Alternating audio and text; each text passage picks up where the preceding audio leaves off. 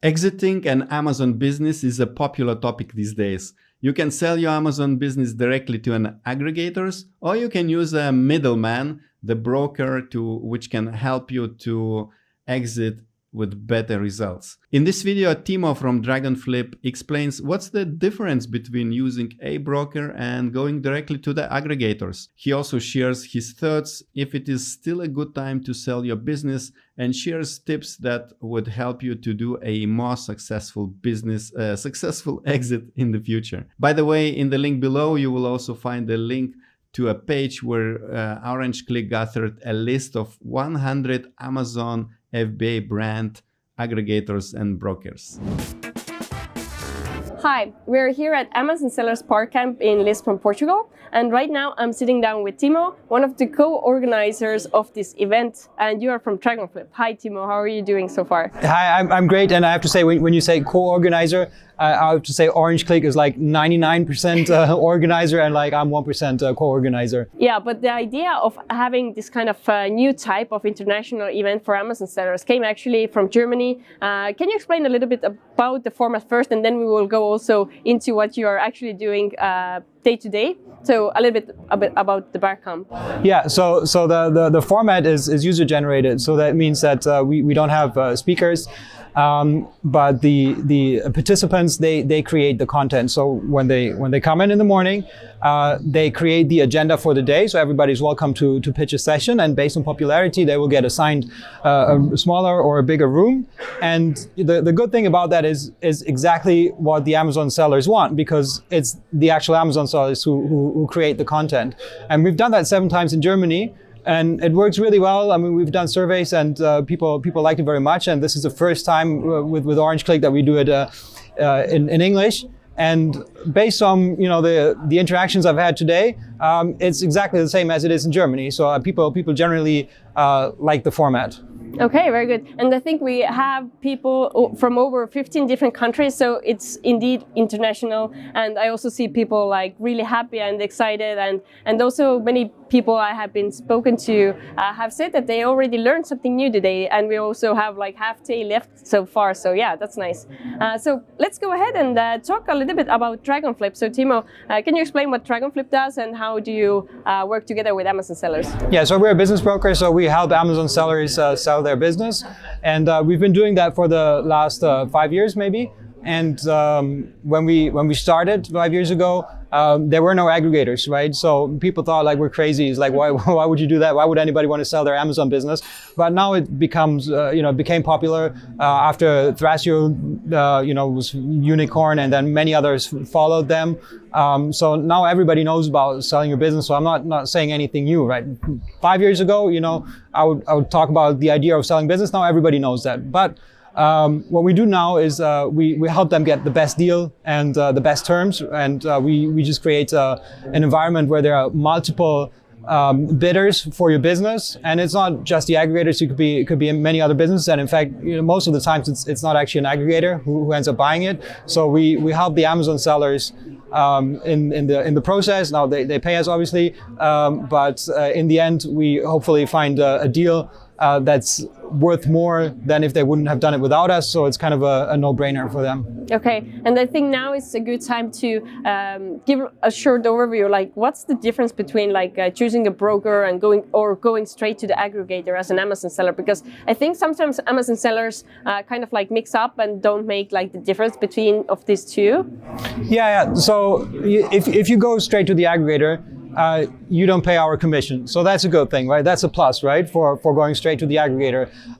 But if you go to a broker, you will have multiple offers, right? And if, how do you know that this particular aggregator is going to give you the best possible offer? And also, if you're very experienced, if you have sold a business before, then you could, by all means, you negotiate everything yourselves, right? Because you've done it before, you're good at it, right? But if it's the first time, then you want to be on equal footings, right? Because, they are professionals, they've done it many times, and, they're going to give you the terms that are best for them. And if you work with a broker, they've also done it many times over, right? So now it's equal, right? So both parties, are professionals and have done it many times. And that leads to better terms for the seller as opposed to if you do it yourself. But some sellers are very experienced in that, so they can obviously do it themselves, and then you can go straight to the aggregators. Okay, very good. And if we talk about like the latest times and the latest news in the world of like selling Amazon businesses, then what's the situation right now? I think at some point everybody kind of wanted to sell their business. Yeah. How it's today? Is it still the same? Yeah, so the best times are over. Right? Okay. That was like 1.5 years ago. You could sell anything, right? Okay. And you get like a 7x multiple. It doesn't matter what it is, right? So these days are over. Now it's gone down a little bit, but it's still better than what it was before the aggregators. So it's still a good time, but it's no longer the peak. And some of the aggregators are struggling, and they're canceling deals. So that's obviously not a good situation. And some sellers, you know, they've already made up their mind. They want to sell their business, and then it gets canceled. So we have some of those deals. So they've already spent 10,000 euros on lawyers, and then the deal got canceled. So we see more of that now.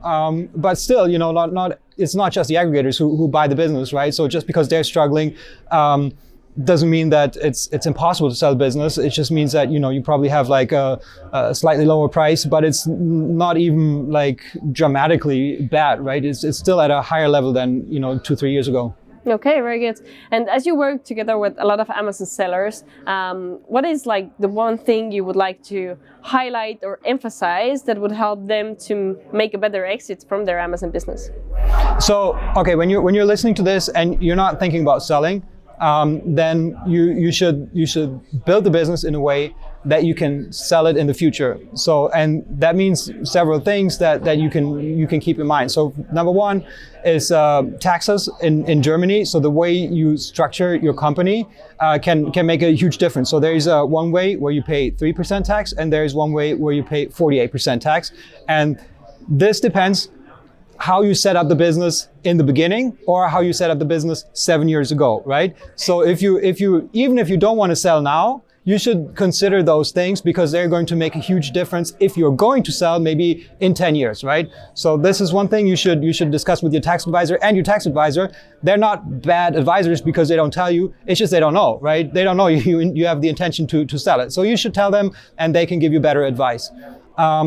Then one thing that I sometimes see is the UPC codes. So that sometimes leads to problems. So if you have the fake UPC codes, or if you have multiple brands under one UPC code, that's going to be a nightmare to when you transfer the business. So you should be, you know, try to be professional, because it's relatively little money. You know, I don't know how much it is, a couple of €100, right? And you can straighten those things out. And even if you made it wrong, you know, you can still do it right now. These kind of things, they should be in order. The accounting should be in order. Now, it's not so much a problem with German sellers, but when I see international sellers where they don't have the accounting requirements by law, then sometimes this could be a bit messy. This is something you can fix today, even if you don't want to sell it, because the thing is, like, if you have a business that is in a sellable condition, you're going to have a better life, even if you don't sell it, right? It's just more fun, you know, to have a business that at any point you could give it to somebody else and they could take over. So if you try to run your business that way, it's going to be better for you regardless if you're ever going to sell. Okay, yeah, very good, very good. And what kind of businesses are you at Dragonflip waiting to contact you? Like, if somebody is listening in to us right now and is thinking like, should I reach out to Dragonflip to learn more about how to sell my business? Then who is like this perfect like Amazon seller? Is it like sales volume they should have before contacting you, or is it years of selling before they should contact you, or what are you looking in the criteria? Yeah, so the criteria for us is 200,000 EBITDA per year. That's when it becomes interesting. If it's smaller than that, it doesn't mean that it's not sellable, but you will get a much lower multiple, because it's just very different kind of buyers that you're attracting. So if you are below 200,000, and that's not a hard limit, but like about 200,000, then I would advise make it bigger, because you'll be rewarded many times over. You get a higher multiple, and the base itself is higher. So, you know, try to make it at least to that size. And yeah, years like, okay, so it's impossible to make it that big within 1 year, right? So like most businesses, like maybe if they're 5 years old, they've made it as big as the seller can possibly make it. Now, if they want to make it even bigger, that means the entrepreneur has to evolve, right? So they need to change, right? And if some are not able, some are not willing, because it's just not their lifestyle. And that's a good time where you can sell your business, right? Because you made it to a certain size, and 200,000 EBITDA you can do with 0 employees. You just have some tools and some VAs and so on, right? And now if you want to go above that, maybe it's time to hire people and so on. Now maybe you want to do that, then go ahead and do it, right? But maybe you don't want to do it. That's like a perfect time when you sell it. And I would say like this could happen after 3 years.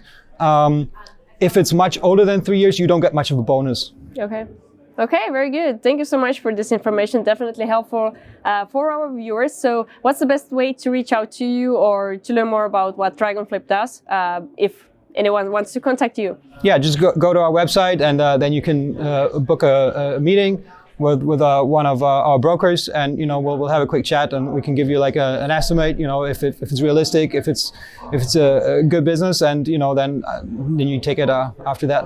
Okay, very good. So thanks again, Timo, for joining me now. I hope you enjoyed this event as well and get a chance to network as well. And also thank you for organizing this event together with us. I think it's definitely a success event so far, and people really like this new format as well that you have been working on in Germany for quite a while already, and now for the first time we did it also for international Amazon sellers. So yeah, hope to see you soon again. Okay, great. Thank you. If you enjoyed the content in this video, don't forget to hit the like button below and subscribe to our channel. And of course, click the notification bell as well. This interview was recorded during in-person event called Orange Klik Barcamp with Dragonflip, which took place in Lisbon in 2022 summer. And if you want to learn more about upcoming events we organize, check the link below to our events page. And now I would like to invite you to watch other video where together with Joe Valley, we're talking about his book for exitpreneurs, where he explains in the book how you can exit your e-commerce business with a higher profit and more success.